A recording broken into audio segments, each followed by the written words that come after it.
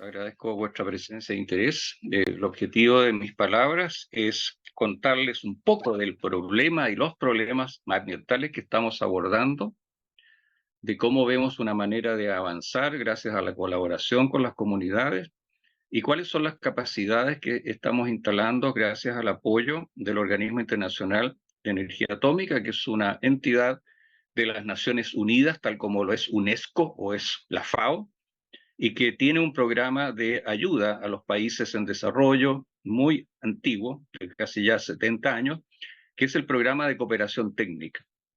Chile ha recibido apoyo del organismo internacional desde los años 60, instalando, por ejemplo, reactor nuclear de investigación de la Comisión Chilena de Energía Nuclear para generar, por ejemplo, radiofármacos que se utilizan en el tratamiento de los cánceres y también en imágenes. Cuando ustedes tienen que hacerse un PET, un médico se los recomienda, esa es una técnica nuclear que requiere reactivos que duran muy poco tiempo, que están en cantidades lo suficientemente bajas para no ser peligrosos y que son producidas en este tipo de laboratorios. Es por mencionar algunos de los aportes históricos a la salud pública de la organización. El proyecto que voy a presentar se titula Mitigación del impacto de toxinas marinas emergentes y de microplásticos en los ecosistemas costeros y la biota marina en Chile, mediante técnicas nucleares y espectrométricas validadas. Saludo entonces a los participantes en este taller, Salud de los Océanos y su relación en la gestión local. Nosotros, como Laboratorio de Toxinas Marinas, hemos cumplido ya 21 años en Chiloé trabajando desde Castro.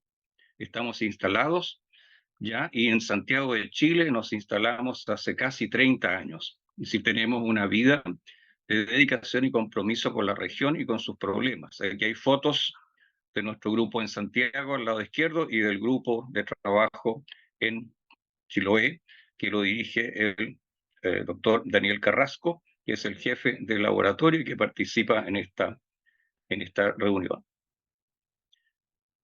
Quiero asegurarme que les estoy presentando estoy en el modo presentación. ¿Está bien ahí? Ahí Ahora está sí. bien, Benjamín. Ya, perfecto, ahora sí. Como les decía, este proyecto, que ha sido financiado por los años 22 y 23, aborda problemas que no han sido tocados o mencionados en Chile. Como en otros países del mundo, el aumento de la contaminación por basura plástica y microplástico está presente en las zonas costeras de Chile. Se ha determinado la presencia de estos microplásticos, que ya vamos a definir, en los órganos numerosas especies de biota marina. En el año 2016 al 17, investigadoras de la Universidad de Magallanes y el Instituto de la Patagonia determinan presencia de fibras artificiales en el estómago de centollas en las cercanías del Cabo de Hornos, una región lejana. También se han detectado nuevas toxinas marinas que pueden tener impacto en la salud pública y una expansión de las costas que son afectadas. El problema que nosotros abordamos es que los actuales programas de vigilancia sanitaria marina no incluyen la vigilancia de estos microplásticos ni de las nuevas toxinas marinas. Los programas de vigilancia, como el Programa de Sanidad de Moluscos Bivalvos, que lidera el Servicio Nacional de Pesca y Acuicultura, tienen muchos años, más de 30 años de aplicación. Y mucho más antiguos son los programas de control de mareas rojas del Ministerio de Salud y de las seremías regionales de salud. Los primeros eventos, como se me informará más adelante, de toxinas marinas peligrosas, se documentaron ya en el año 1972 y el sistema de salud pública de la época pudo reaccionar ante esos problemas. Pero estos programas que han sido exitosos para el control de estos peligros de los mares, es que no considera la vigilancia de estos microplásticos todavía ni las toxinas marinas emergentes. Estos proyectos tienen que estar incluidos dentro de programas nacionales de prioridades y tienen que estar acorde con los objetivos de desarrollo sostenible, en particular el de vida submarina ODS 14 y también de aumento del conocimiento científico. Proteger los océanos es ya una prioridad. Gracias al océano, por muchas razones, hacen de nuestro planeta un lugar habitable. Su biodiversidad es vital para nuestra salud, de nuestro planeta y de los otros seres que nos acompañan. Y sin embargo existe un deterioro continuo en aguas costeras con amenazas que se deben a la contaminación industrial y domiciliaria, la resultante acidificación de los océanos, que tienen efectos adversos en toda la cadena trófica, en todos los organismos marinos, en su ecosistema, en la salud de sus ecosistemas y en su biodiversidad, y también los recursos pesqueros de los cuales dependen las economías locales. Por lo tanto, es un objetivo de estos objetivos de desarrollo sostenible reducir significativamente esta contaminación que es producida por actividades terrestres que se desarrollaron desde los años 50 con el crecimiento, el desarrollo de sustancias, de productos artificiales, plásticos, polímeros plásticos que han tenido tremendos aportes a nuestra vida, simplificando nuestra vida en muchos aspectos. Pero al mismo tiempo, su degradación ha causado problemas que en estos momentos vamos a describir. La contaminación por basura plástica es un problema global, que es persistente. Sin embargo, en este mapa ven ustedes una distribución asimétrica del porcentaje de aportes que entran al año al océano desde el año 2010 en adelante. El 18,5% de eso proviene de América del Norte, otra cantidad similar de Europa, China un 27,8%, el resto de la Asia un 16,7%, mientras que América Latina, fundamentalmente el Brasil, aporta un 4,4% de estos millones de toneladas que están existentes. Las presentaciones ustedes van a tener accesibles, por lo tanto, los que deseen tener acceso a alguna de las publicaciones, tenemos todos los enlaces disponibles. Ahora, uno de los factores importantes es la acuicultura, como uno de los orígenes de contaminación por microplásticos. Veamos qué son estas partículas. Ustedes pueden encontrar en las playas trozos grandes de plástico que pueden ser restos de flotadores o de artes de pesca, que son en general mayores a 200 milímetros, es decir, son del orden de los 20 centímetros. Se habla de mesoplástico cuando estas partículas son entre los 5 y 200 milímetros. Y los microplásticos que estamos viendo por una convención internacional son aquellas partículas que están entre los 5 milímetros y una millonésima de metro, un micrómetro. Y hay también partículas mucho más pequeñas, difíciles de observar en la microscopía, que también son de impacto. Los primeros, aquí en el lado izquierdo, afectan a las bacterias. Las bacterias están en los sedimentos, afectan al plancton y también a los filtradores, moluscos filtradores.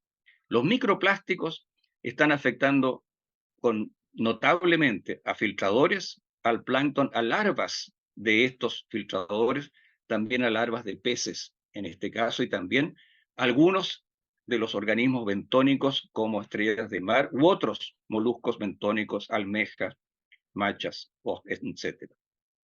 Los mesoplásticos tienen impactos ya a nivel de los pájaros marinos, las aves marinas. Tenemos fotos bastante dramáticas de nidos completos hechos solamente de plástico, sin ninguna ramita en ellos, solamente hecho con cuerdas y otros restos de la basura plástica. Y los macroplásticos son los que tienen esos impactos que son muy, muy impresionantes sobre leones marinos y otros predadores, otros organismos mayores, donde o comen y se sacian con estas partículas y mueren de inanición, o son enredados teniendo una muerte horrorosa. Y estos están llegando ya a los seres humanos y hay evidencia sobre eso. Existe una gran preocupación por la presencia de microplástico en toda clase de alimentos y sobre todo en sus posibles impactos en la salud humana. Esto es una revisión que tiene su versión en español en el link que les mencionamos, que es microplástico en commodities de alimentos. Es una revisión de la exposición humana a través de las fuentes de dieta. Y la mala noticia es que si ustedes toman un refresco y nosotros hacemos un análisis de, por ejemplo, esa agua mineral y la filtramos para ver si hay partículas, y probablemente vamos a encontrar más de alguna. En estos momentos, cualquier alimento que ustedes mencionen, desde mieles, cerveza, harinas, aceites vegetales, todos tienen un remanente de microplásticos en su producción. Y los seres humanos, no solamente a través de la ingestión, podemos nosotros consumir partículas plásticas. Las mayores de mayor tamaño, la mayoría de ellas pasan a través del sistema digestivo y se evacúan. Pero nosotros estamos respirando partículas plásticas que comienzan a formar parte del aerosol. El aerosol que respiramos, especialmente acá en Santiago o en ciudades contaminadas del sur de Chile, no solamente es hollín, que son micropartículas de carbón, sino que además podemos encontrar otro tipo de partículas y entre ellas partículas de plástico, microplásticos, que pueden actuar como agentes que pueden producir inflamación a nivel de los tejidos pulmonares durante el proceso de respiración. Y otra fuente para los cuales hay en estos momentos una nueva legislación en ciernes en Europa, tiene que ver con esas partículas plásticas que se añaden intencionalmente, por ejemplo, a cosméticos, a cremas cosméticas para la exfoliación, para la limpieza del cutis, que para cumplir ese rol se les agrega intencionalmente una proporción de micropartículas que hacen el efecto abrasivo. Y estas también se pueden incorporar a través de la piel.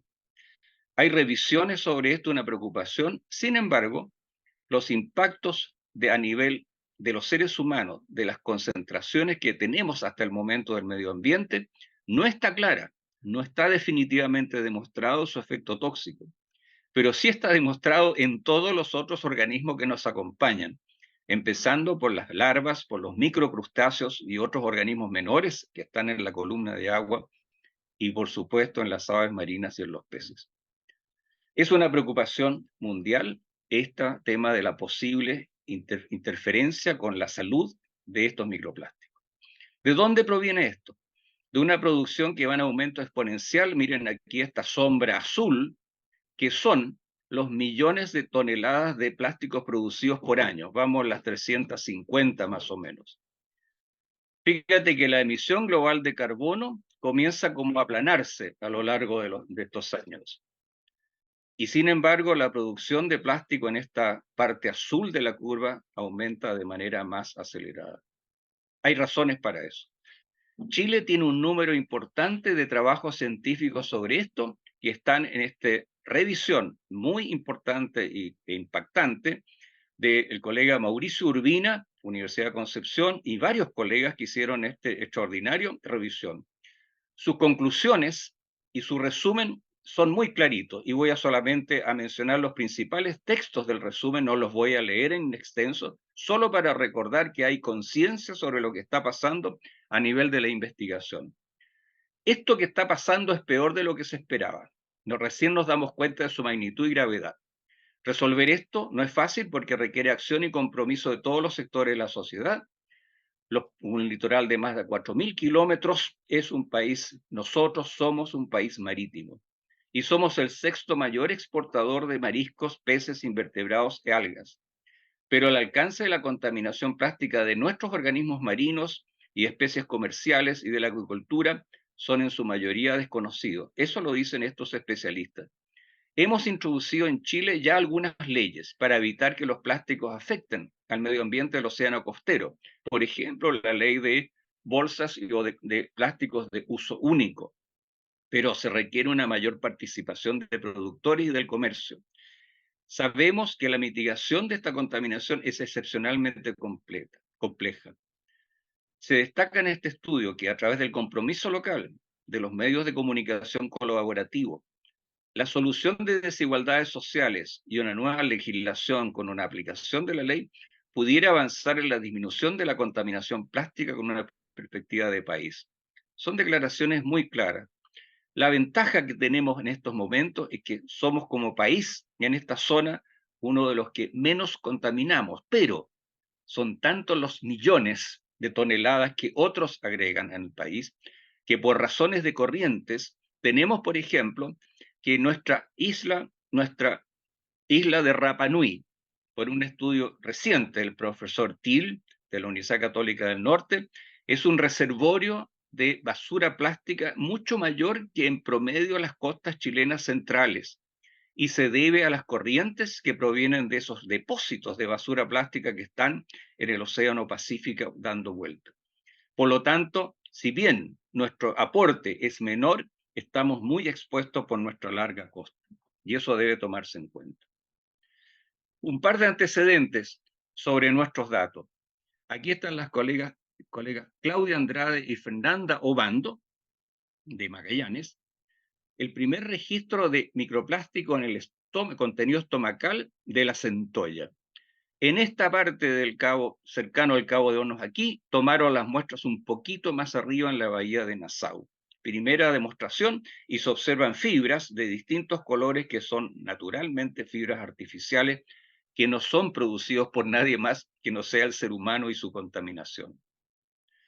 Fíjense que hay un estudio de colegas alemanes que se dieron a la tarea de investigar cuál era el contenido de microplásticos en mejillones, en choritos, y fueron a tomar muestras en varias partes del mundo, desde Italia, España, Dinamarca, y también vinieron a Chile y obtuvieron 2 tipos de muestra, y los resultados arrojan lo siguiente. Chile tiene por gramo una concentración muy baja de estas partículas, 0,13. Es decir, que si usted consume un platito con 100 gramos de choritos, va a consumir 13 partículas. Bueno, no está mal, pero tampoco está bien. Pero si usted va al Mediterráneo y consume sus 100 gramos de sus choritos mejillones del Mediterráneo, en 100 gramos se va a comer 245 partículas, y eso ya es altamente preocupante. Por eso es muy probable que a corto andar exista una legislación europea que nos pida a nosotros tener que monitorear qué está pasando con nuestros choritos y mejillones que, como ustedes saben, se exportan en miles de toneladas a otros mercados. Esta es la situación actual, es una foto de experimentos del año 20. Eso es importante tenerlo en cuenta como una situación de inicio que es favorable de productos del mar menos contaminados que en otras zonas del planeta. Nuestro proyecto, y con estas diapositivas de los principales aportes del proyecto, voy a culminar mi presentación. Estaré atento más adelante en el momento que Alejandra determine a responder cualquier pregunta que ustedes consideren. Este proyecto, que está financiado por el 22 y 23 y que tiene una continuidad en los próximos años, ha sido posible por la existencia de un equipo. Fernanda Barrera, que se va a presentar, Ignacio Rubilar, jefe, es investigadora del proyecto principal, Ignacio Rubilar, jefe del laboratorio de Santiago, Daniel Carrasco, jefe del laboratorio de Castro, Loreto Olivares, que es nuestra encargada de gestión de proyecto, el doctor Carlos García, investigador de este proyecto, experto en toxicología marina, en toxinas marinas, Víctor Contreras, que es investigador del proyecto y viejo habitante ya de Chiloé, y Alejandra Carmona, quien preside, que es la investigadora externa, experta en participación ciudadana. El proyecto, ya hemos dicho, que lo que aborda es que en los programas nacionales no hay vigilancia ni de microplásticos ni de toxinas marinas emergentes. Estas fotos tratan de simplemente darles una imagen del problema. Aquí tenemos un flotador de Plumavit, de poliestireno expandido, que jubiló y terminó sobre una hermosa playa del sur de la isla de Chiloé. ¿Alguien me puede contar, decir, en qué playa se encuentra? En Quellón, Quellón. ¿Esto es? ¿Dónde? Quellón. En Quellón. En Quellón. Y lo que se encuentra, y ustedes verán en otra presentación con mucho más detalle, son estas bolitas que es blancas que están ahí, que es Plumavit, y junto a otras partículas más pequeñas. Esas playas también ven estas bolsas boleando, y hay artes de pescas que se descartan y se dejan ahí mismo en las playas, y eso es un llamado a cuidar el borde costero. Y hay maneras de monitorear y de salir a muestrear que ustedes van a conocer durante el desarrollo de esta capacitación. El objetivo nuestro es construir capacidades para poder cuantificar estos microplásticos en biota, en arena, en sedimentos, evaluar estas toxinas emergentes que son una amenaza y reforzar la participación de la comunidad. Y este proyecto está orientado a la región de los lagos. Estamos acá en Chiloé y sus alrededores.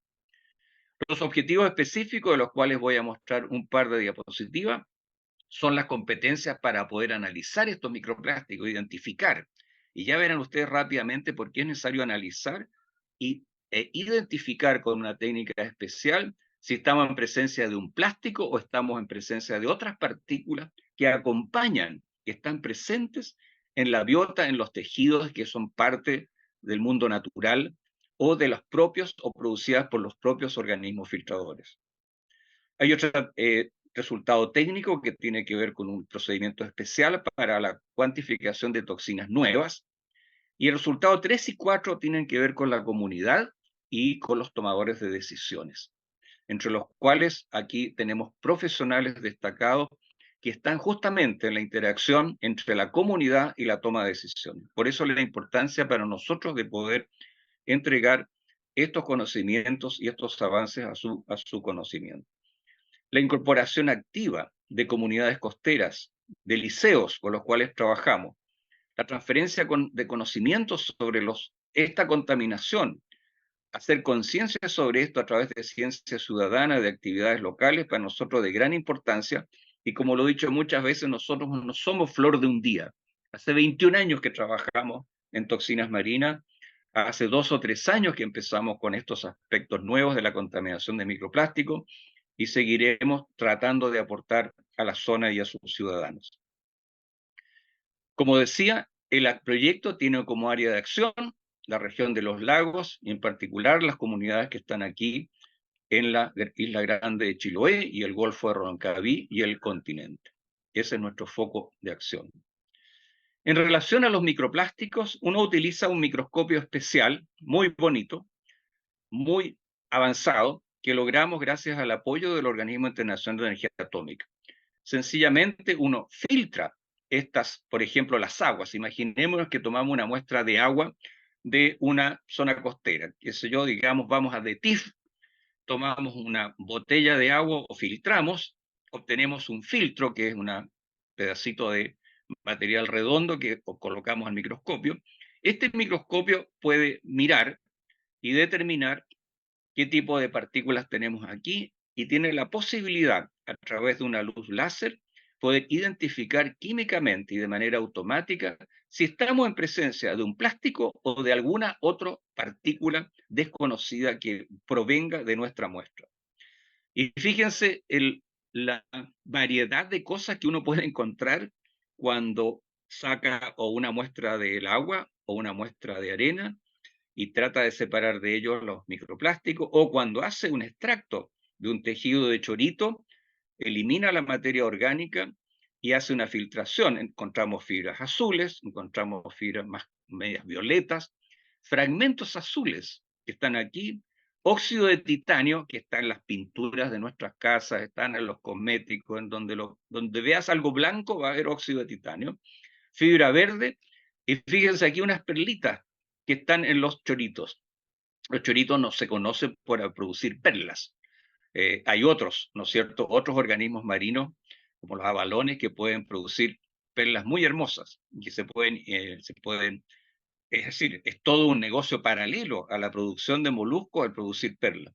Y aquí tienen estas aragonitas que son de carbonato de calcio, un carbonato de calcio que además forma la concha, es parte del material de la concha, y otros materiales interminados. Entonces, es muy importante identificar de esto cuáles son los microplásticos. Y ahí es donde funciona este microscopio que tenemos aquí, que hace el análisis automático y nos entrega, lo tenemos instalado en Santiago de octubre del 22, utiliza una luz láser para mirar la muestra que está en un filtro y determina una información, es parte del equipo, Fernanda, Ignacio, Daniel y nuestra maestra que vino de Alemania, Yepenia, y se genera esta señal, que son unos piquitos que suben y bajan y que están repartidos a lo largo de una escala que tiene estos números de 500 a 3000. Lo que les quiero entregar en estos momentos solamente que recuerden que estos picos que están acá son característicos para cada tipo de plástico o polímero. Este es poliestireno. Esto es como la huella digital de química del poliestireno en esta técnica del microscopio Raman que tenemos. Esta no se parece al polipropileno ni se parece al PET, que es el que se produce en las botellas de bebidas de uso único, ni se parece al nylon, a la poliamida, ni se parece a otros plásticos como el PVC, por ejemplo, el cloruro de polivinilo. Estas señales son características, por lo tanto uno tiene algo así como le entrega al instrumento una huella digital que le identifica y por lo tanto se separa perfectamente en esta foto tan compleja qué es lo real, qué es polímero plástico y cuáles son partículas que son de origen natural, como estas perlitas del chorito. El chorito produce perlitas chicas que están ahí presentes, u otras interferencias como lo que puede venir de una pintura que se haya usado en la mantención de una embarcación. Esto es la técnica que está funcionando y con eso estamos trabajando la identificación de microplásticos en muestras de arena y en muestras de choritos. El otro punto técnico es un método para las nuevas toxinas marinas de reciente aparición en otras áreas del planeta, que aún no son consideradas dentro de las regulaciones sanitarias. Sin embargo, algunas de ellas ya están presentes en la legislación europea y como importante mercado de destino, Chile en algún momento va a tener que instalar las capacidades para estas toxinas, tal como ahora lo hacemos de manera oficial para las toxinas que paralizan, que son las más terribles, toxinas que producen amnesia y toxinas que producen diarrea. Y lo hacemos con métodos oficiales que son reconocidos por los mercados de destino. Finalizando, quiero recordar algunos de los eventos que tienen que ver con las acciones con la comunidad. Estamos con un Facebook muy activo, con un Instagram, donde hay una serie de documentos de fácil lectura para imponerse. Tenemos nuestro sitio microplásticos.cl, que se va a repetir muchas veces. Este fue un stand que se hizo en una feria Explore en Santiago, donde asistió la ministra de Ciencia anterior, y nos visitó en el stand. Y aquí hay niños que pudieron practicar el tamizaje de arenas y la observación de microplásticos directamente en el stand. Ha habido otras actividades costeras, otras actividades con las comunidades costeras educativas, con el Liceo Insular de Achao, por ejemplo, que nos une una larga tradición de colaboración. Tenemos un convenio entre la Universidad de Chile y el liceo, así como acciones de extensión en otras localidades y en otros liceos. De manera que con esto voy a terminar mi presentación muy general del proyecto, porque cada uno de estos temas ustedes lo podrán analizar en profundidad en las siguientes presentaciones. Me despido con nuestros saludos y recordando que la isla Ucar, de acuerdo a un poeta, es la isla de las almas navegantes. Muchas gracias. Estaré a disposición de ustedes para cualquier pregunta a continuación. Muchas gracias, doctor Suárez. Si existe alguna consulta, estamos a disposición aquí la palabra de los asistentes para alguna consulta que quieran realizarle al doctor. Si no existen consultas, aprovecho de invitarlos a todos a que prendan la cámara 2 segundos, nos podamos presentar. Ya no lo hicimos al inicio esperando que llegaran quienes venían más tarde, pero para podernos conocer y saber quiénes están presentes el día de hoy, voy a partir yo, que tengo la palabra. Mi nombre es Alejandra Carmona, participo en el proyecto un poco relacionando el proyecto con las comunidades locales, junto a Juan y Daniela, que se van a presentar luego, y les doy la más cordial bienvenida a este taller. Ignacio, te paso la palabra para el saludo. Hola a todos, soy Ignacio Rubilar, jefe del Laboratorio de Toxinas Marinas de Santiago, también participante del proyecto. Fernanda. Hola, mi nombre es María Fernanda Barrera, también participo en el proyecto y vamos a hablar un ratito más con ustedes. Patricio. Hola, buenas tardes a todos. Soy Patricio Fuentes, encargado de la Oficina de Medio Ambiente de la Municipalidad de Quinchao. Muchas gracias, Patricio. Carolina. Hola, buenas tardes. Bioquímica, analista de Toxinas Marinas Santiago. Buenas tardes, soy Tamara Villalobos, soy ingeniera en alimentos de profesión y también analista del Laboratorio de Toxinas Marinas de Santiago. Lidia. Hola, buenas tardes. Soy Lidia Rodríguez y trabajo en el Laboratorio de Toxinas Marinas, sede Santiago, con el doctor Suárez y Ignacio Rubilar. Daniel.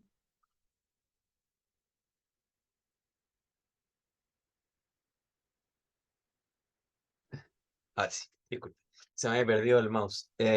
Bueno, mi nombre es Daniel Carrasco, soy el jefe del laboratorio de toxinas marinas acá en Castro y estoy junto a mis colegas aquí para que se presenten. Hola, Jimmy Pereira, analista de BPM del laboratorio de Castro.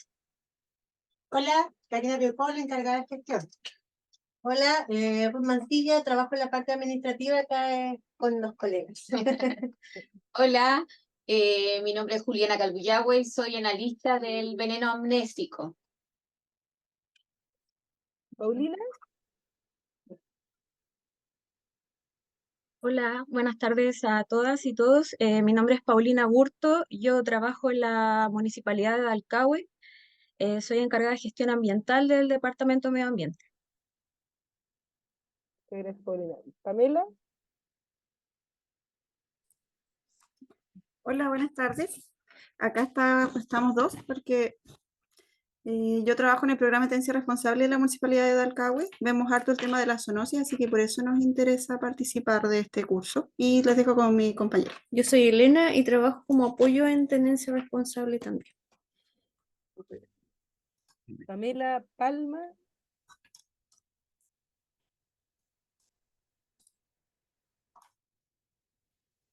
Pamela, estás mudo.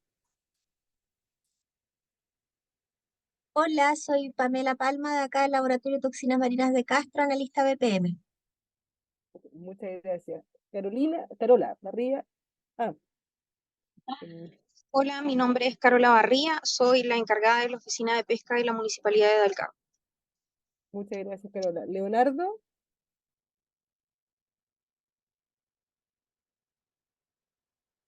Leonardo parece que está como con problemas de audio. Entonces pasamos a José Almonacid.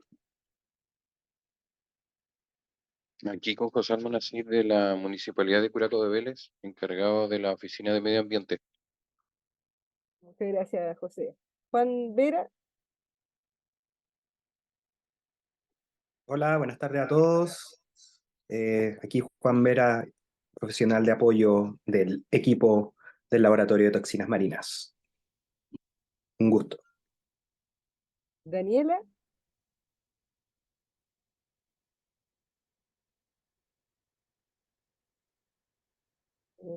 Parece no. O Víctor, mientras tanto.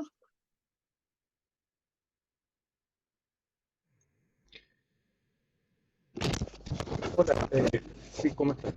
Soy Víctor Contreras, uno de los veteranos del Laboratorio de Toxinas Marinas y vivo y trabajo en Chiloé, muy cerca de Achao y entre Curaco y Achao, ya que están presentes los colegas de esos municipios. Saludos a todos. Muchas gracias, Víctor.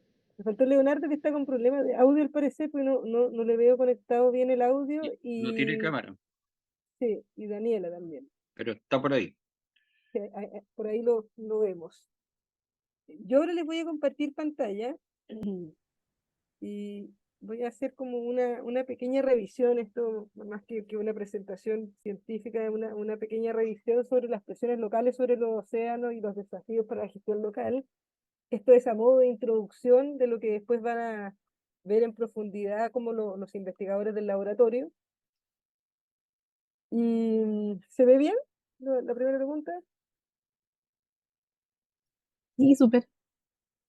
Entonces, ¿por qué no pasa la presentación?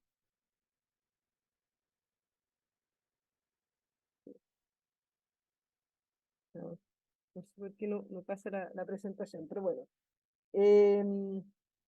Quería partir una introducción con algunas preguntas que quizás son bien triviales para ustedes, pero que son de sumamente importancia cuando miramos la gestión del borde costero y los océanos, y es preguntarnos cuánto dependemos de los océanos para nuestro sustento y bienestar, cuánto oxígeno que respiramos generan en los océanos, cuánto alimento y empleo proporcionan, Y una que quizás no es tan trivial, pero está muy en boga, lo que son las soluciones basadas en la naturaleza. En términos de cuánto dependemos de los océanos, bueno, los océanos proveen una cantidad invaluable de servicios ecosistémicos. Dentro de los más importantes se encuentran los de regulación, que son servicios a nivel global, y también están los de sustento, están también los culturales, y ahí, como ustedes en Chiloé saben mucho de eso. Respecto a la segunda pregunta, ¿cuánto oxígeno respiramos? Más del 55% del oxígeno que respiramos proviene de funciones que tienen los océanos, proporciona alimento y sustento en el fondo a millones de personas, hasta con decir que de los 346 municipios que hay en Chile, 103 son municipios que son definidos como municipios costeros. Y a esta pregunta está puesta acá de las soluciones basadas en la naturaleza, es porque en verdad las soluciones basadas en la naturaleza son aquellas que aprovechan el poder de la naturaleza para poder abordar desafíos sociales. Y en este minuto los océanos se han vuelto como se ha volcado la mirada a ellos, principalmente porque hoy día hablar de océanos también es hablar en el fondo de cambio climático, está muy ligado y lo vamos a ver más adelante. No sé por qué no puedo pasar la presentación como...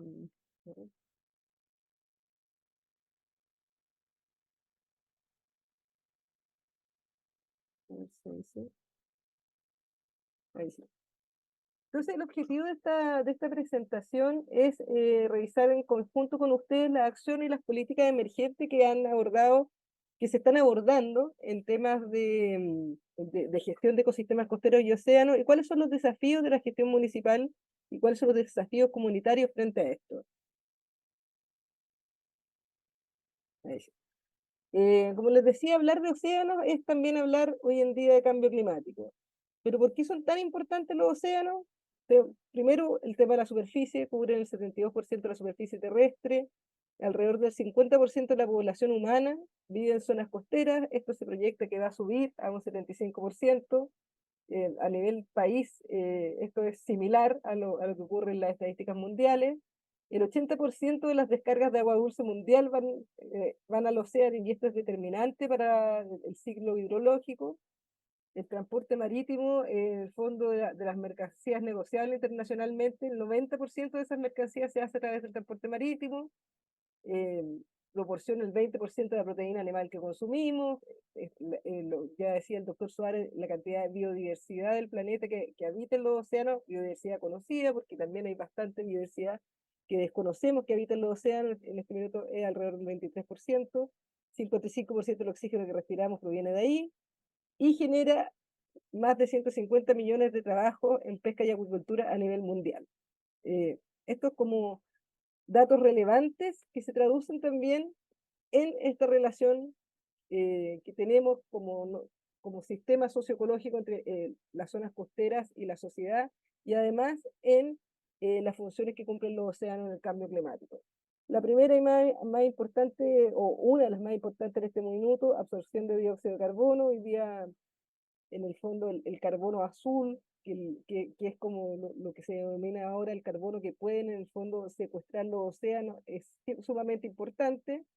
Los océanos son un sumidero natural de dióxido de carbono, producido básicamente por tres tipos de fenómenos. Uno, la absorción de los bosques de alga del carbono; otro, la precipitación biogénica, que es la precipitación del carbonato de calcio, y también la solubilidad, no sé si es solubilidad la palabra, pero la reacción que tiene el dióxido de carbono en el agua, que se deshace en dos moléculas distintas y que permite también secuestrar el carbono.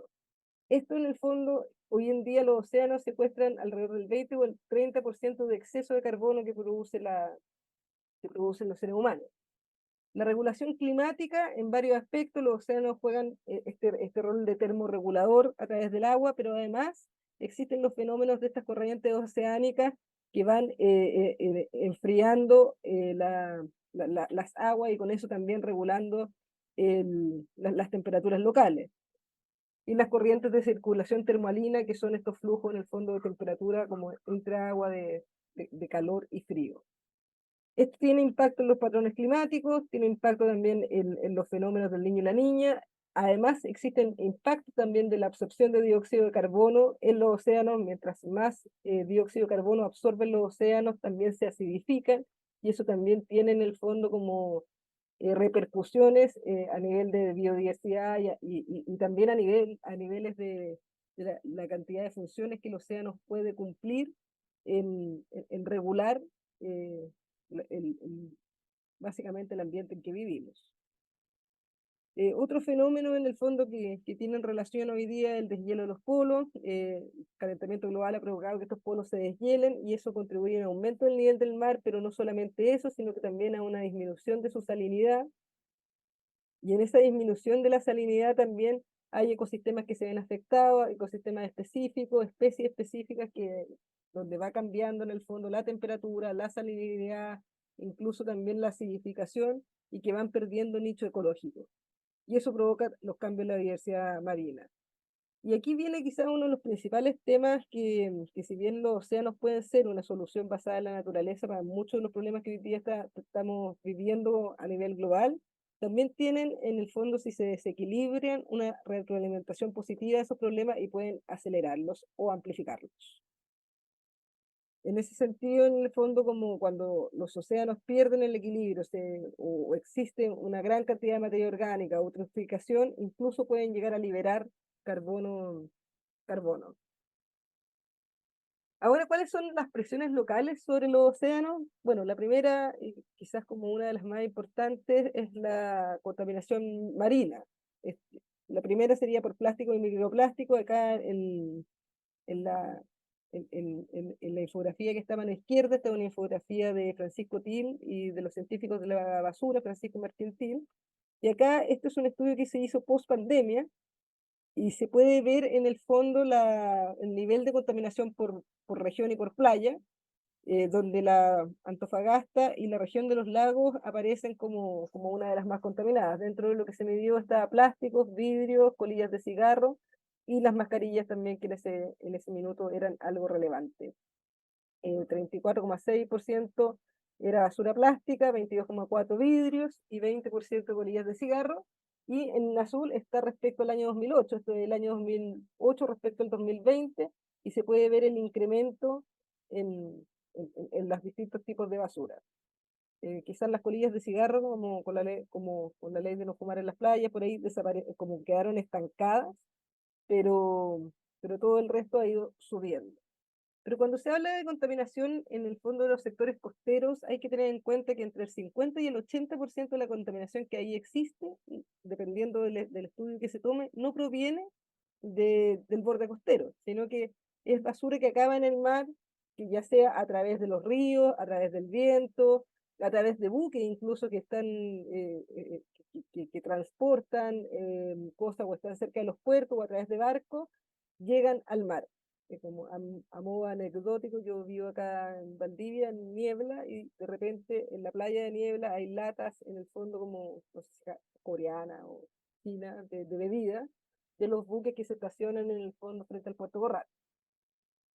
Entonces, como las formas en que llega la basura al océano no dependen, o sea, no son exclusivamente como problemas del borde costero, sino que también hay que tener claro que el sistema en el fondo que hay que mirar es un poco más amplio, y eso también es un desafío para la gestión local. Ahí el doctor Suárez explicó súper bien esto también de cómo se van descomponiendo los plásticos, y como evidentemente ellos tienen mucha más evidencia y cómo se generan estas pequeñas partículas que pueden llegar a las cadenas alimentarias. Respecto también a la contaminación marina, bueno, también las presiones locales tienen que ver con las actividades que se realizan en el borde costero. Una de las actividades que se realizan en el borde costero es la actividad acuícola. Aquí tenemos tres cosas relevantes. Lo que está a la derecha es un estudio que se llama PREDES, que es un estudio que se hizo el año 2017, previo a la aprobación de ese reglamento de residuos acuícolas. Entonces quizás esto ha cambiado después de la aprobación de ese reglamento, pero yo creo que sigue siendo algo relevante a analizar.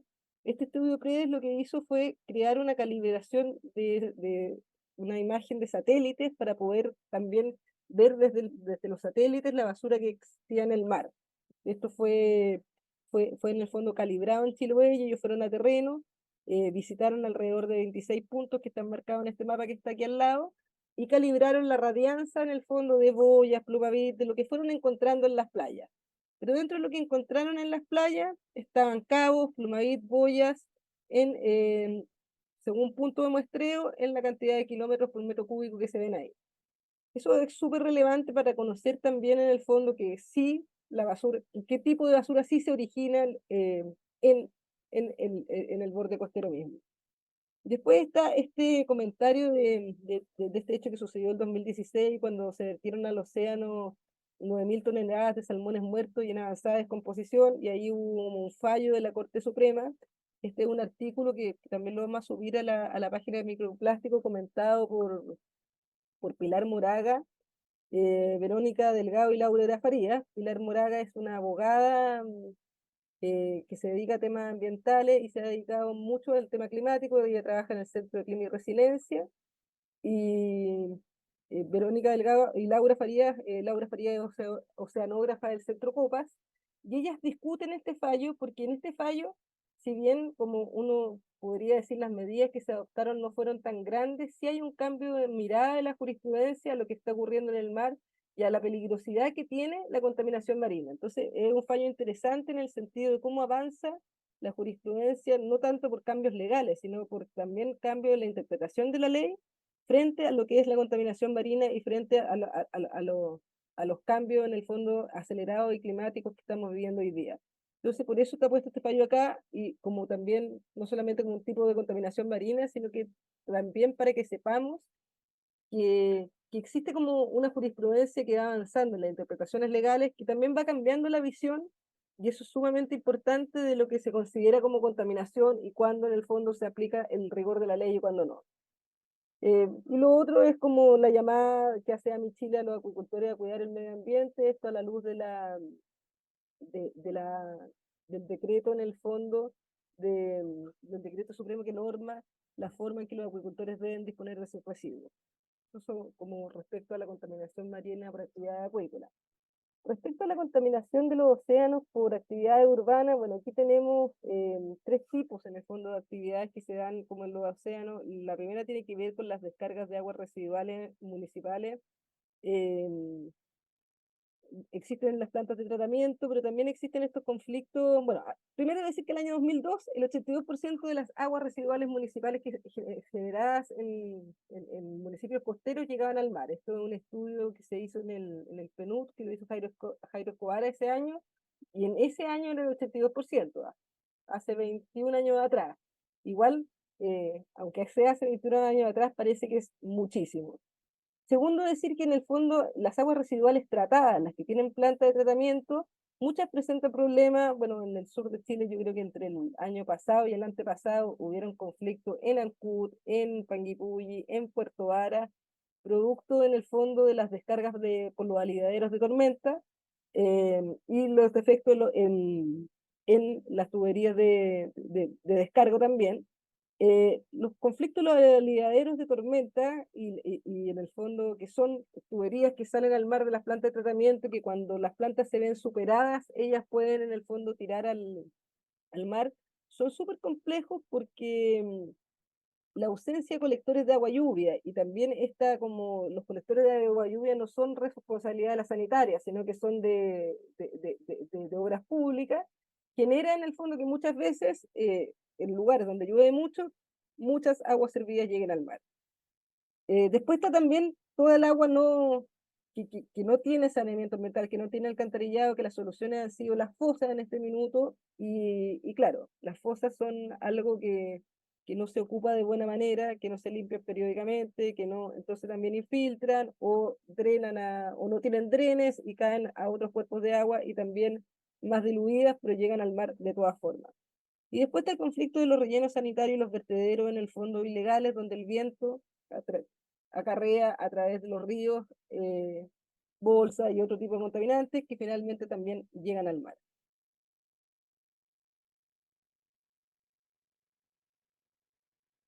Perdón, aquí.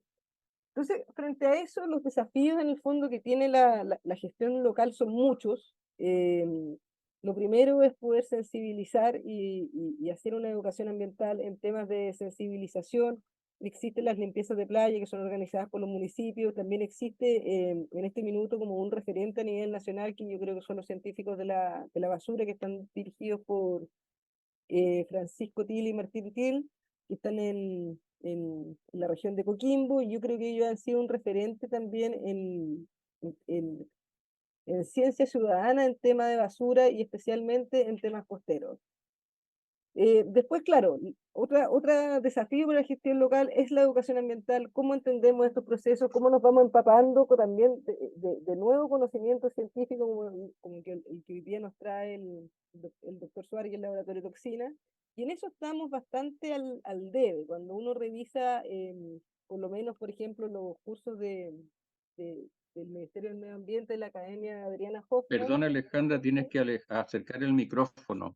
Perdón. Tu micrófono.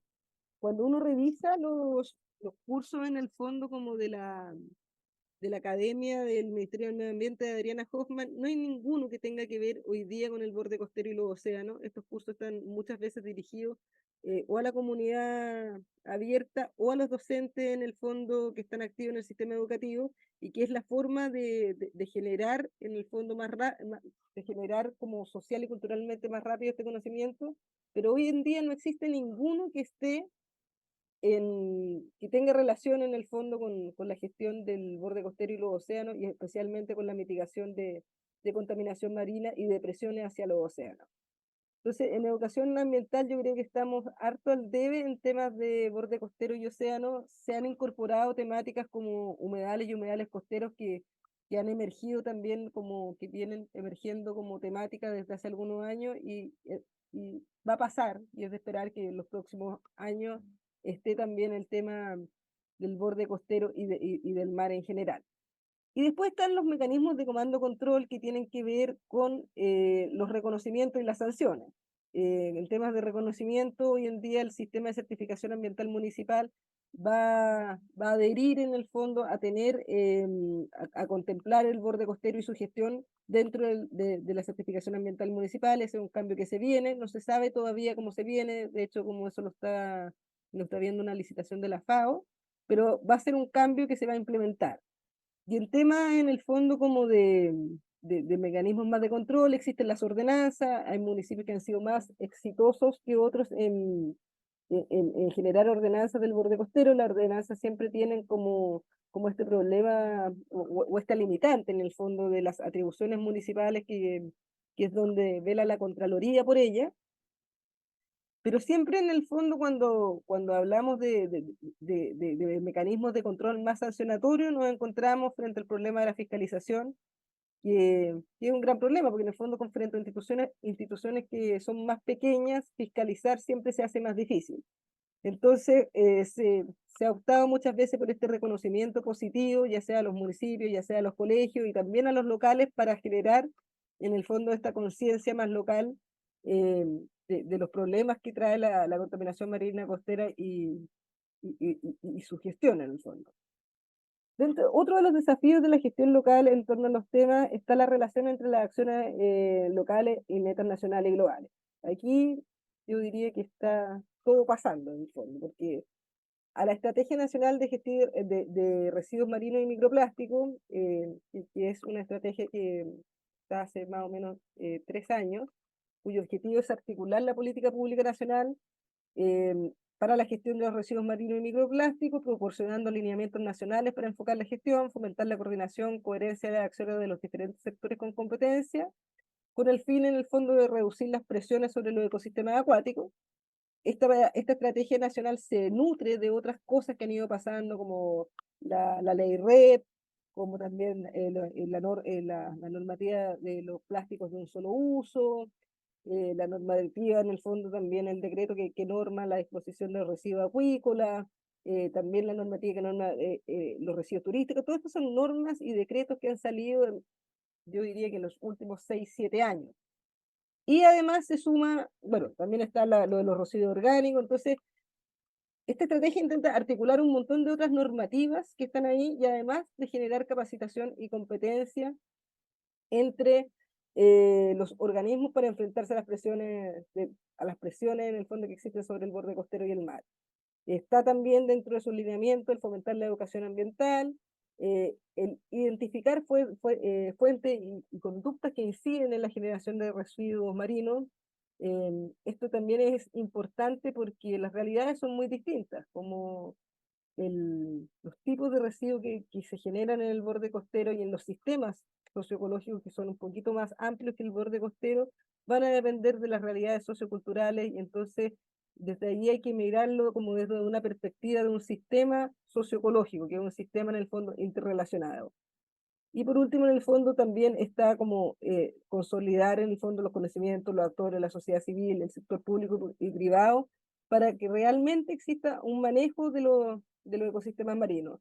Este es un desafío que es súper grande en el sentido de que se incorporan nuevas normativas, se empieza a solicitar en el fondo que los municipios instalen oficinas del borde costero, y todo eso no siempre viene acompañado de forma inmediata de recursos para que los municipios absorban estos desafíos. Otro desafío en la gestión local, y algo que se está conversando bastante, es la planificación territorial.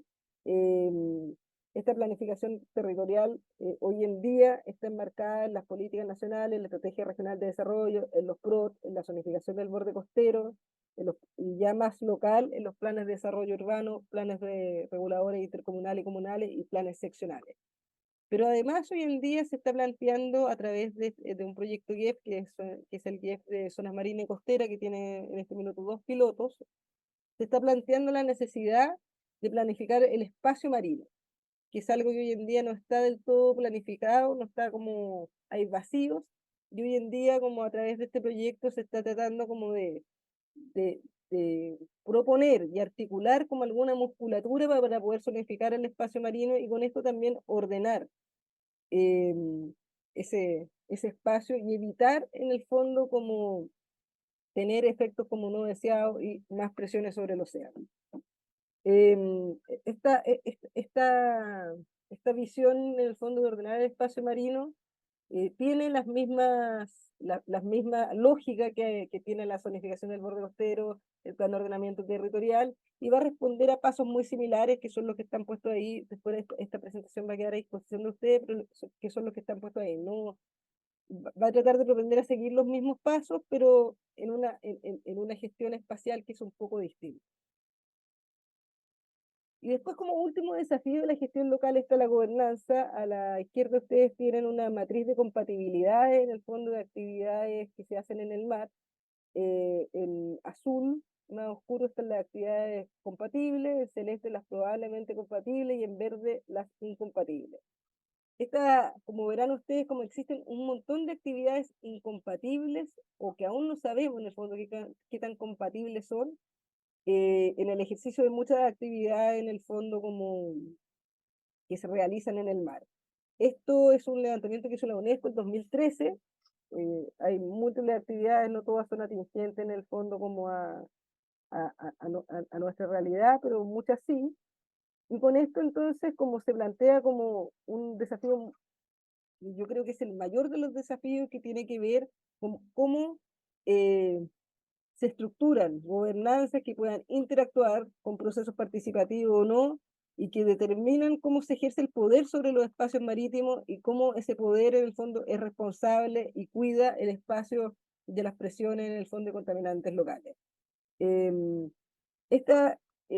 en día, como les contaba, está este proyecto GIEF de gobernanza marino-costera, que estos proyectos pilotos lo que hacen es tratar de entender desde dónde en el fondo se puede tratar la problemática y cómo se articula en el fondo la institucionalidad y un músculo válido para que esto en el fondo pueda resultar.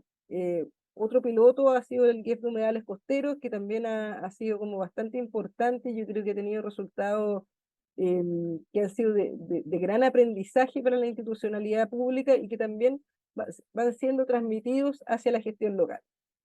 Y el último desafío, no se me quedó en blanco la diapositiva, sino que está en blanco porque en verdad, ¿qué les puedo decir a ustedes respecto al financiamiento y las capacidades? O sea, como desde la gestión municipal yo sé que la dotación de personal es reducida, la cantidad de problemas como más domésticos que hay que resolver en un municipio son gigantes. Entonces cuando Cuando uno habla de que hay nuevos desafíos incrementales, el financiamiento de las capacidades de los municipios más pequeños, en el fondo siempre va quedando corto.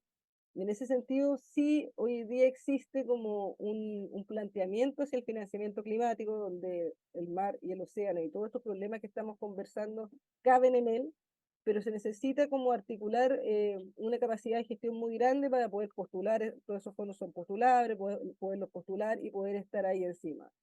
Y además, dotarse también de la capacidad de entender los procesos, que también ahí creo que hay un desafío que tiene la Subsecretaría de Desarrollo Regional en generar como dentro de su academia algo relacionado con borde costero y océano, para poder en el fondo comprender los procesos en su sistema completo, comprenderlo desde la perspectiva en el fondo física, química, biológica, pero también desde la perspectiva ecosistémica y también desde la perspectiva social, cultural y económica de las poblaciones que ahí habitan y ahí se relacionan. Y con esto en el fondo dejo como esto para la conversación y la reflexión y termino la presentación.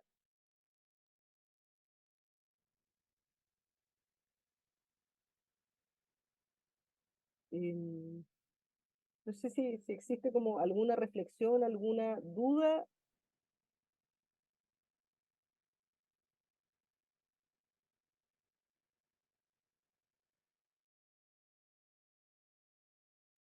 Si no, los dejo con María Fernanda Barrera. Se acaba de presentar, pero es la encargada de calidad e investigación del Laboratorio de Toxinas Marinas de Castro y investigadora también del proyecto.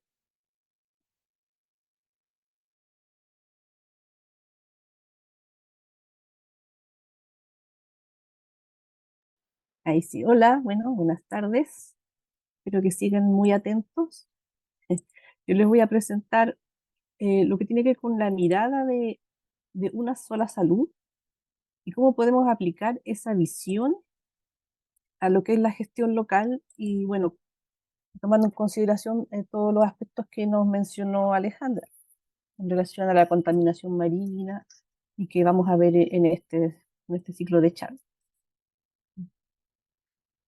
Bueno, el enfoque de una sola salud es relativamente nuevo, surgió a partir del más o menos el año 2004, en que se empezó a ver que los problemas sanitarios de los animales, de las personas y del ecosistema no se pueden tratar uno en forma individual, estas tres temáticas. Necesariamente las enfermedades animales van a afectar al ecosistema, las enfermedades animales van a afectar a los seres humanos.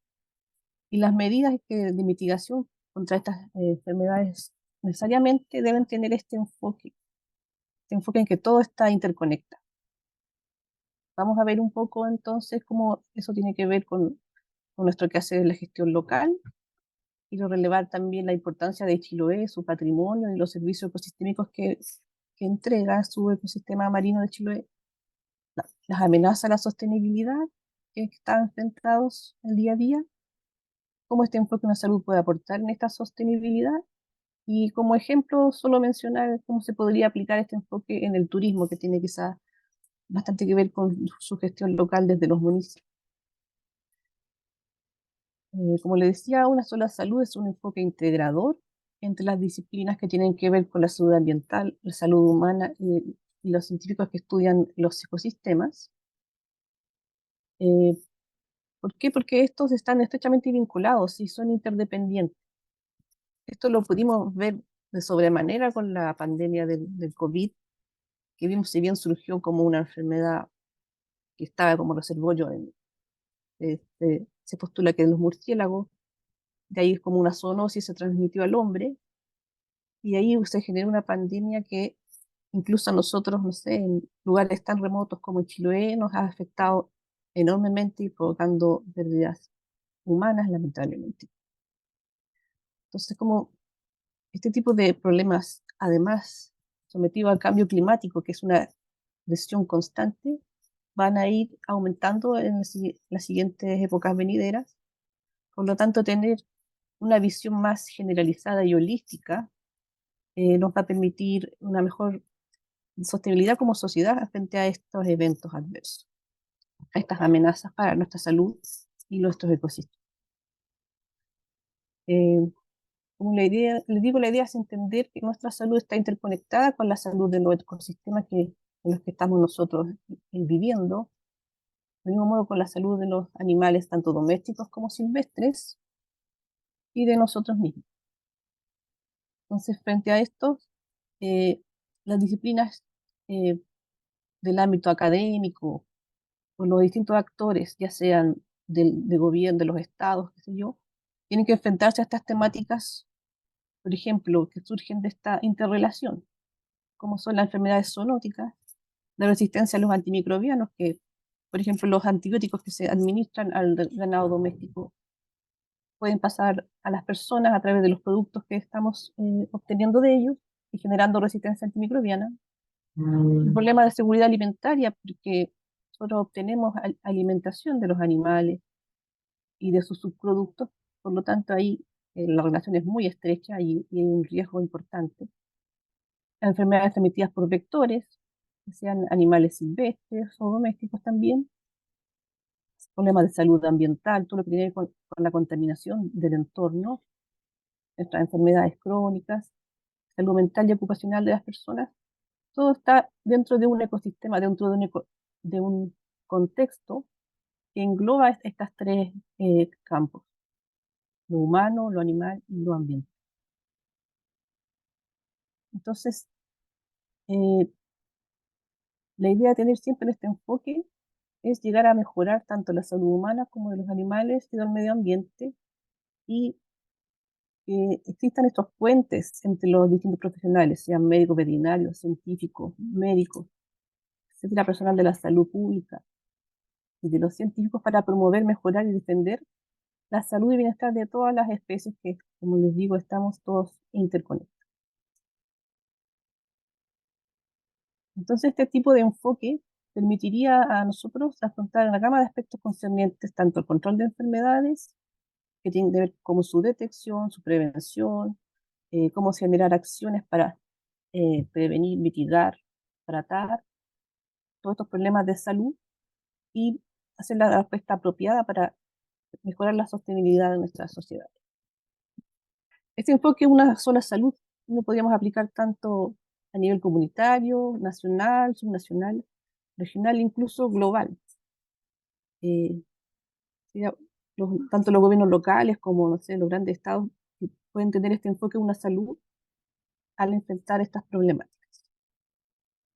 Y este enfoque facilitaría a las personas una mejor comprensión de los beneficios, tanto directos como indirectos, de tener este equilibrio entre las distintas problemáticas ambientales y sanitarias.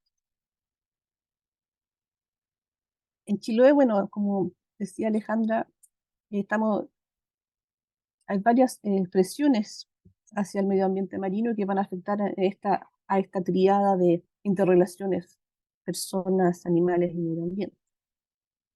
Este territorio del archipiélago Chiloé es especialmente valioso, diría yo, en particular, porque es un territorio insular que presenta varias características que le son únicas y muy reconocidas internacionalmente como muy valiosas. Cerca del 59% de su población es urbana, 41% rural.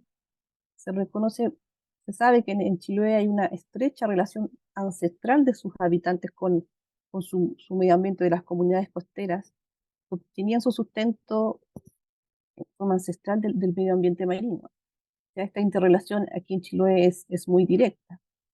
Y como es tanto también la población rural, es importante este aspecto en nuestra provincia. Las principales actividades productivas de Chiloé actualmente tienen que ver con la pesca, la acuicultura y el turismo, que cada vez está cobrando más importancia.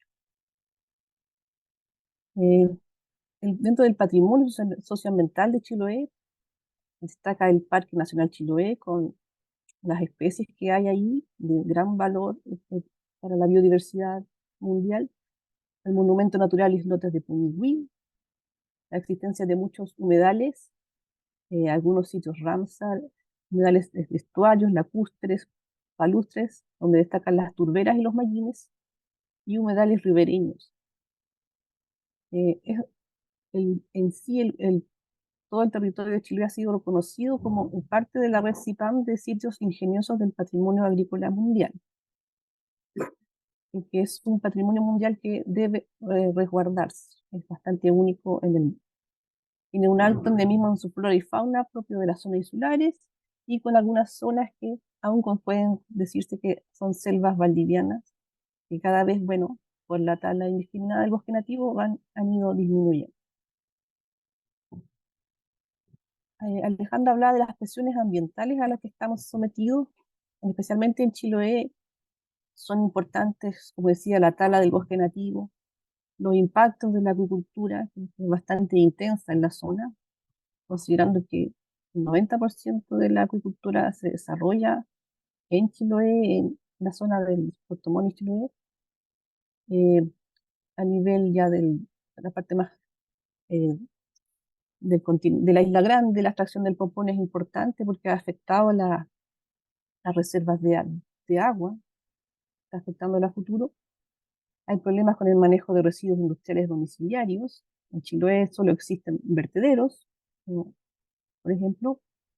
Las floraciones algales nocivas, como tuvimos este gran evento en 2016 que significó grandes impactos socioeconómicos en la isla, en el archipiélago, perdón, son una presión constante. Vamos a hablar de estos eventos en las próximas sesiones. Y el turismo también está generando un impacto que se debe considerar y se debe saber manejar para que esto no sea tan importante de aquí a futuro. Porque actualmente ya existen varios conflictos y situaciones que han ocurrido, eventos de contaminación importantes, como el derrame de pintura de las falsas jaulas de salmones que se ocurrió en el río Trainel, una gran contaminación. El parque eólico Chiloé, que ha generado un impacto importante y hay comunidades en conflicto con esto. Toda la implementación de la línea de transmisión de esta energía y el régimen sanitario de Chiloé son situaciones que, según el Instituto Nacional de Derechos Humanos, están ahí presentes, activas, y son un conflicto constante a tener en cuenta. Ahora, de las principales amenazas a la salud de las personas y los ecosistemas, en Chiloé especialmente es importante el tema de las zoonosis. Yo le decía por esta relación tan estrecha del mundo rural con los animales, las personas y los animales. Por ejemplo, la hidatidosis, una zoonosis que es de prevalencia importante en la zona de Chiloé, lo mismo la triquinosis. Hay que dejar siempre considerar lo que es la transmisión de la rabia, casos de anta y actualmente la influencia aviar, que se pudo notar durante este año, detectar en aves silvestres acuáticas de Chiloé la presencia de este virus. La contaminación ambiental también es una de las principales amenazas. El manejo de residuos, les decía yo que no siempre es el mejor. En Chiloé hay varias deficiencias al respecto. La floración de algas nocivas, que son eventos naturales que van a seguir ocurriendo. Y el cambio climático, que va a modelar también y va a hacer que estas presiones quizás generen mayores impactos.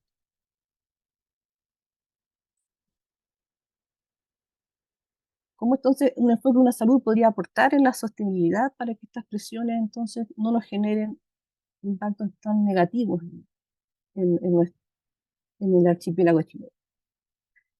Es importante que cuando se aborden estas problemáticas, estas amenazas, se deben realizar bajo un trabajo colaborativo y transdisciplinario. ¿Qué quiero decir con esto? Que, por ejemplo, para evitar la contaminación, los problemas a la salud que puede generar la contaminación, las seremías de salud no pueden trabajar por sí solas, tienen que trabajar, por ejemplo, en interacción con los municipios, en interacción con las universidades, con todos los actores que tienen que ver con el problema. En este sentido, la vigilancia epidemiológica y la prevención son muy importantes deben existir programas que estén funcionando para todo este tipo de amenazas. Y en relación a la gestión local, los principios de una salud podían aplicarse para que esta mirada transdisciplinaria pueda hacerse más concreta y efectiva en la práctica. Por ejemplo, para la industria acuícola, se ha visto que el manejo, por ejemplo, de la resistencia a los antimicrobianos, hay todas medidas de prevención que tienen una mirada a una salud para disminuir este impacto que están generando. O, por ejemplo, quizás ustedes mismos a través de sus municipalidades, la gestión local, en el turismo se podrían tomar algunas medidas que tengan enfoque de una sola salud para, para, para que el turismo sea sostenible en el archipiélago de Chile. Por ejemplo, la Unión Internacional de Conservación de Naturaleza este año publicó estas guías que recogen los principios de una sola salud aplicados en un aspecto, digamos, práctico sobre el turismo. Y se dan como bastantes tips y de formas en que idealmente se tiene que gestionar las empresas que hacen turismo, sobre todo las que hacen turismo en parques nacionales o en lugares de interés patrimonial por su biodiversidad. Cómo se pueden tomar medidas que vayan con el enfoque de una sola salud para prevenir la degradación de los ecosistemas y prevenir que ocurran enfermedades en las personas y también en los animales. En este caso, en este sentido, el sector turístico tiene una gran responsabilidad en proteger la salud, ya sea de las personas como de los animales que están en estos ecosistemas. Yo quise resumir esos 6 principios. Básicamente tiene que ver primero que las medidas que se tienen que tomar para promover y proteger la salud de los seres humanos y otras especies, medidas para gestionar proactivamente esas amenazas, minimizando los efectos negativos que puedan tener los ecosistemas. Es importante cuando se toman estas medidas considerar los contextos de cada lugar. O sea, las medidas que se aplican tienen que tener que ver con lo que ocurre realmente en el territorio y tienen que ser de acuerdo a los riesgos que se puedan identificar en ellos. Siempre es importante ahí hacer una buena evaluación de los riesgos presentes, por ejemplo, en cada lugar que se quiere intervenir. Es importante la capacitación, en este caso, de los visitantes y también de los operadores turísticos. Los visitantes, bueno, quizá presentarles cuando uno llega a un lugar, usted viene a esta reserva nacional, pero están los siguientes riesgos, y instruirlos en cómo deben, por ejemplo, minimizar conductas que sean un riesgo para ellos, para su salud y para los animales y el ecosistema. Mediante siempre la información, la comunicación de todo esto. Es importante que haya un reparto equitativo de los conocimientos, los beneficios que estos se generen tanto para la investigación como la vigilancia de lo que es una sola salud. O sea, ¿a qué se refiere esto? A que, por ejemplo, si en una reserva nacional se sabe, hubo un caso, por ejemplo, de anta, esto se notifique, hay una comunicación y que la comunidad entera aprenda de este conocimiento, no quede solo ahí en una notificación, sino que el conocimiento del problema se extienda y no solo sirva para prevenir que esos casos, por ejemplo, ocurrieran en ese lugar, sino también en toda la región. Se refiere con un reparto equitativo. Y coordinar y colaborar entre sectores para apoyar la prevención, detección, respuesta y recuperación ante amenazas de enfermedades. En lo que era promover, es importante, como decía yo, la información, informar al turista cuáles son los riesgos. Algunas personas piensan que si uno le dice al turista, oye, usted tiene riesgo, por ejemplo, de enfermar por marea roja si consume marisco, lo importante es que la persona esté informada y pueda conocer cuál es el riesgo. No se trata de asustarlos, sino de darles la información y para darles tranquilidad de que transparentar el sistema y que se están tomando las medidas de prevención y mostrarles cuáles son esas medidas. Por ejemplo, en algunos casos del turismo, se ha visto que la gente tiende a acercarse demasiado a la fauna silvestre, ya sea para tomarse selfies, eh, ponerse en contacto con los animales. Ese tipo de conductas son las que hay que decir que erradicar y informar a la gente cuál es el riesgo que éstas pueden tener. Como les digo, esto puede variar según el lugar, según la especie en que nos vemos enfrentados.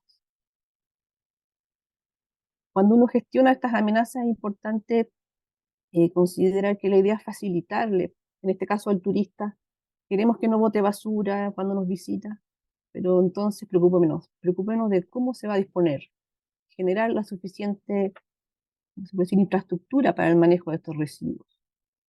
Existe una capacidad de acogida y conocida, o sea, tampoco podemos invitar a todo el mundo a visitarnos si no tenemos la infraestructura y las condiciones suficientes para que ese impacto no sea tan grande. Ujú. Por ejemplo, básicamente es eso. Siempre cuando hagamos esta evaluación de los riesgos en que estemos, en que tenemos que hacerla de acuerdo al contexto local, como les decía yo, y tanto a los municipios también hacerles ver cuáles serían los incentivos, cuáles serían los beneficios de que hagan una buena gestión de los riesgos sanitarios que tienen que ver con las enfermedades de los animales o de los ecosistemas. Ujú. Bueno, básicamente es eso, tratar de capacitar cuando tenemos a los visitantes de nuestros ecosistemas, cuando visitan las reservas naturales, por ejemplo, y que haya un intercambio de los conocimientos y recursos relacionados con el patrimonio cultural y la protección del medio ambiente, que ese conocimiento sea extendido a toda la sociedad. Un poco lo que queremos hacer acá, que todo el conocimiento que tiene que ver con la contaminación microplástica, con mareas rojas, empiece a llegar más allá a las distintas comunidades del archipiélago. No se quede solo en las universidades. Ujú. Me parece importante, bueno, comunicar, capacitar a las personas. Algunos otros ejemplos ilustrativos de cómo se podía aplicar estos conceptos de una sola salud en el turismo. Ya vimos que era en la comunicación, en la educación y el empleo, en el medio ambiente, etc. También considerar la gestión del agua, que son fuentes de riesgo para la salud y para la salud de las personas y de los animales. Ahora, una sola salud solo se podría lograr si los distintos actores, participantes y los tomadores de decisiones trabajan en forma coordinada. Para esto se deben buscar que se hagan esfuerzos conjuntos. Tanto las personas que tienen que ver, profesionales que trabajan en medicina veterinaria, la medicina humana, la salud pública del medio ambiente, deberían trabajar en conjunto en sus normativas y en las medidas que se tomen al respecto. Debe haber esfuerzos conjuntos de comunicación, tanto sean revistas, conferencias a través de redes de salud aliadas, y siempre tomando los esfuerzos necesarios para hacer el tratamiento, evaluación y prevención cuando ya ocurren estas enfermedades, la vigilancia y control de estas enfermedades para proteger la salud pública y cada vez comprendiendo mejor cuáles son los mecanismos de transmisión de estas enfermedades que ocurren entre el ecosistema, las personas y los animales, mejorando también y obteniendo mejores recursos para el diagnóstico, medicamentos y tratamiento de estos. Y logrando informar a los tomadores de decisiones que es importante que ellos entiendan la importancia de por qué hay que prevenir, por qué hay que hacer vigilancia de todo esto, de estas amenazas.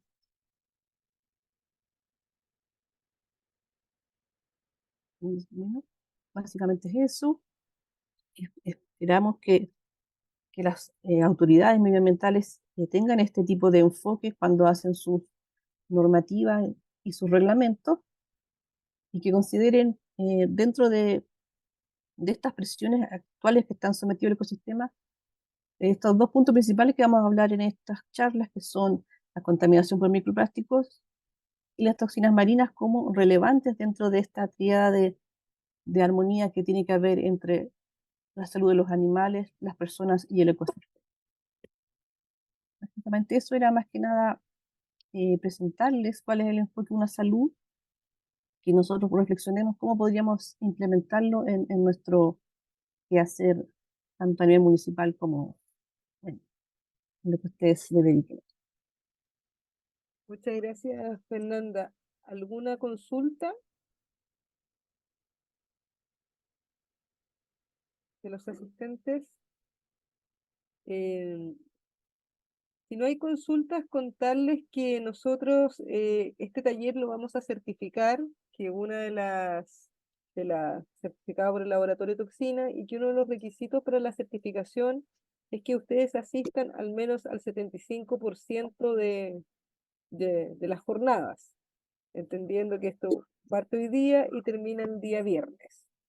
Entonces, sin más, dejarlos como invitados para participar el día de mañana, para que mañana tenemos 2 charlas, una de Jimena Vergara, que es parte de las investigadoras del Centro Ideal y nos va a hablar de indicadores de salud de los océanos a nivel municipal, y otra de Daniel Carrasco del Laboratorio de Toxinas Marinas, que va a hablar de impactos de las biotoxinas marinas en Chiloé.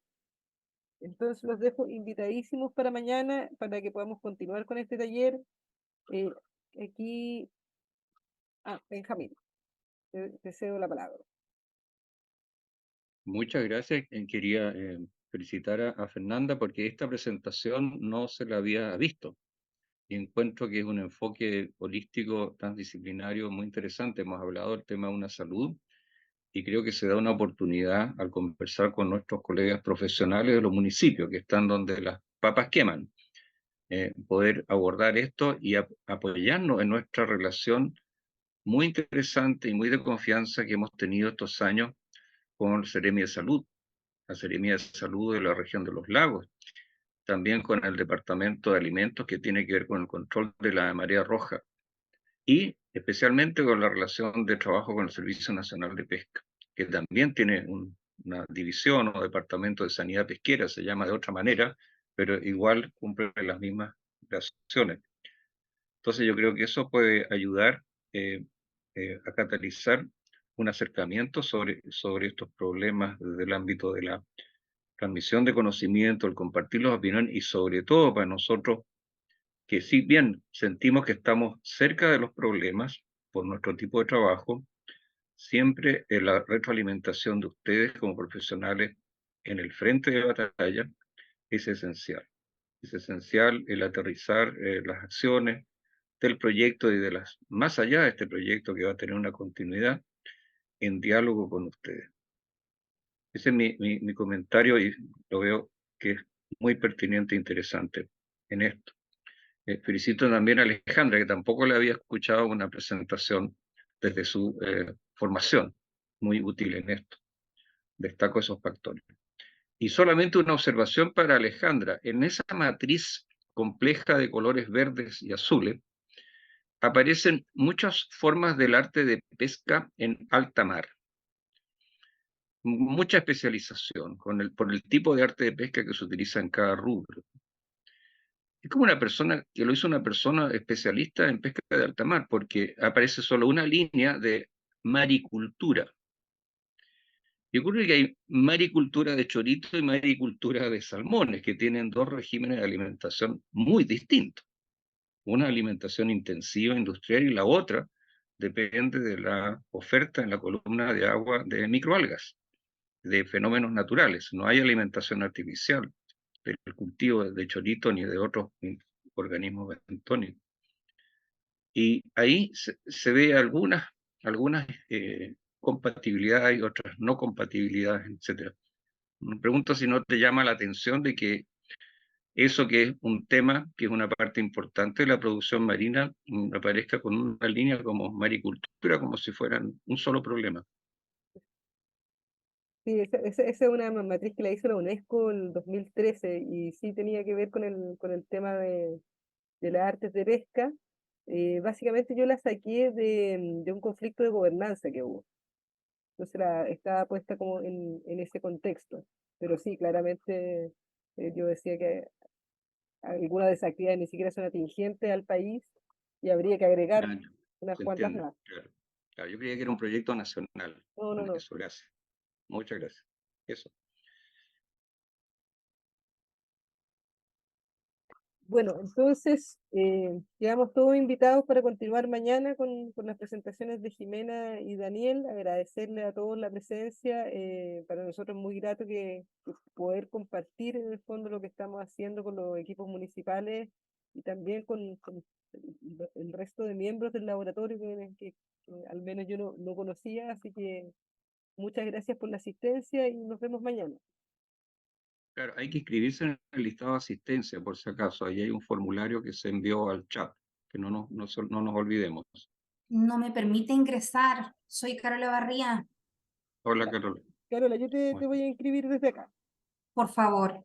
¿Tú, Carola, de qué municipalidad eres? Disculpa. Dalcahue. Dalcahue, perfecto. Gracias. Hola, disculpe, Tamara Villalobos, tampoco puedo responderle el formulario de participación. Nosotros nos vamos a inscribir desde acá. Ya, gracias. Muchas gracias.